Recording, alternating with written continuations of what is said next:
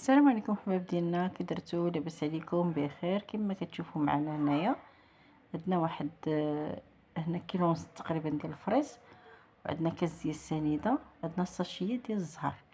المهم كنكبو هنايا دابا يا سنيده، وكنزيدو عليها هاد الساشيه ديال الزهر اللي غتعطينا واحد النسمه رائعه في الكوفيتير ديال الفريز اللي غنضيفو عليها وغنخلطو مزيان.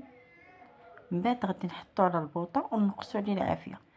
كما كتشوفوا انا قطعته غير مربعات كبار، ولكن مع العافيه هانتوما انا غنبين لكم مع العافيه كيبقى غادي وكيختار، وراسو انه كيولي مطحون، ما كنطحنوه حتى شي حاجه. ملي تيكون كيغلي في الاول كنحيدوا له هذيك الرغوه باش ما كيديرناش الحموضه. من بعد كيجي بحال هذا الشكل هذا اللي هو عاقد وعاطي هذا اللون اللي هو غامق. كوفيتير ديال الفريز اللي تيجي رائع، جربوه وما غاديش تندموا البنات. دابا يا راه تقريبا الفواكه كامله موجوده والفريز راه موجود.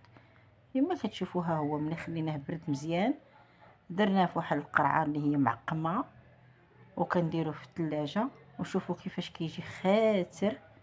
هانتوما انا غنوريكم هنا في القرعه، شوفوا كيفاش كيجي ما طحناه ما حتى شي حاجه، كيطيب غير بالمهل هو راسو ملي دخلت القناه ديالي دير واحد لايك، اشتراك، واحد التعليق زوين بحالكم، وجزاكم الله خيرا وشكرا بزاف. كما كتشوفوا دابا انا غادي نخلق هاد القرعه هادي، غنغلقها مزيان باش ما كتدخلش لنا الريح، وكنديروه في الثلاجه وكنبقاو نديرو به الكوتي والصباح كنفطرو به.